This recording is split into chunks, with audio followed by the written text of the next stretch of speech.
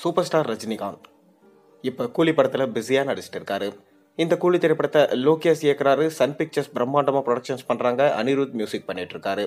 Super ஸ்டாரோட ஆக்டிங்கில் கடைசியாக 2 படங்கள் release ஆகியிருந்தது.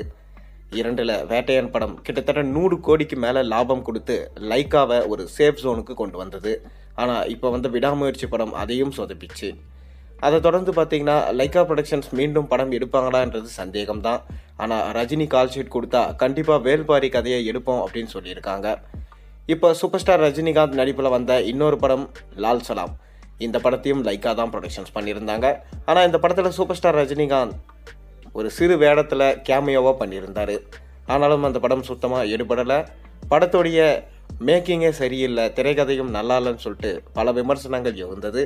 அதை தொடர்ந்து இந்த படத்தோட ஆர்டிஸ்ட் காணாமல் போயிடுச்சுன்னு ரஜினியோட பொண்ணு சொன்னதுனால இன்னைக்கு வரைக்கும் இந்த படம் ஓடிடியில் ரிலீஸ் ஆகாமலே இருக்குது. அதை தொடர்ந்து இப்போ சூப்பர் ஸ்டார் ரஜினிகாந்த் கூலி படத்தில் பிஸியாக நடிச்சிட்டு இருக்காரு. இந்த கூலி படத்தை லோகேஷ் இயக்குறாரு. சன் பிக்சர்ஸ் ப்ரொடக்ஷன்ஸ் பண்ணுறாங்க. அனிருத் மியூசிக் பண்ணுறாரு.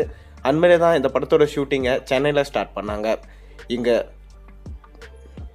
ஷூட்டிங்கில் நம்ம ரஜினிகாந்த் டூப்பே இல்லாமல் அனைத்து காட்சிகளிலும் நடித்து கொண்டு வராராம்.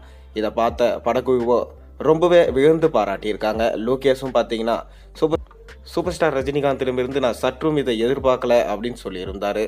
மேலும் சூப்பர் ஸ்டார் ரஜினிகாந்தோடைய இந்த டெடிகேஷனை பார்க்கும்போது கண்டிப்பாக சூப்பர் ஸ்டார் ரஜினிகாந்துக்கு இந்த படம் மிக பெரும் வெற்றியாக அமையும் என்பதில் சந்தேகம் இல்லை.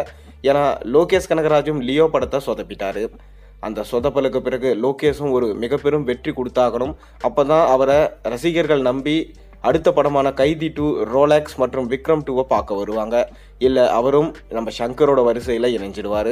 அதனால தான் பார்த்தீங்கன்னா இந்த படத்தை எப்படியாச்சும் வெற்றி கொடுத்தாகணும். ரஜினிக்குமே பார்த்தீங்கன்னா இது வெற்றி கொடுக்கும் தருணத்தில் இருக்கும் சமயமாக இருக்குது. ஏன்னா இந்த வருஷம் ரஜினியோடைய 50வது ஆண்டு. அதை தொடர்ந்து இந்த படத்துடைய ஃபர்ஸ்ட் சிங்கிள் பாடல் நம்ம சூப்பர் ஸ்டார் ரஜினிகாந்தோட பிறந்த நாள் அன்னைக்கு ரிலீஸ் பண்ணியிருந்தாங்க. இந்த பாட்டை டி ராஜேந்தர் பாடியிருந்தார். பாட்டு பார்க்க ரொம்பவே அருமையாக இருந்துச்சு. அதில் ரஜினியோடைய டான்ஸ் மூமெண்ட்ஸ் எல்லாமே பக்காவாக இருந்துச்சு. இன்னுமே இளமையாக இருக்கார், அவருக்கு வயசே ஆகலை என ரசிகர்கள் கொண்டாடினாங்க.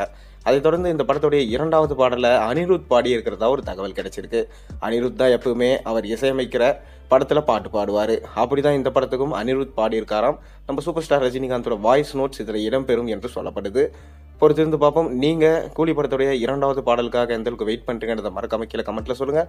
மேலும் சேனலில் போடுற ஒரு விஷயம் முடிச்சு மறக்காம சேனலில் சப்ஸ்கிரைப் பண்ணி லைக் பண்ணுங்கள், பெல் ஐக்கானை ப்ரெஸ் பண்ணுங்கள். அப்போ தானே போகிற வீடியோஸ் எல்லாம் உங்களுக்கு நோட்டிஃபிகேஷனாக சேரும்.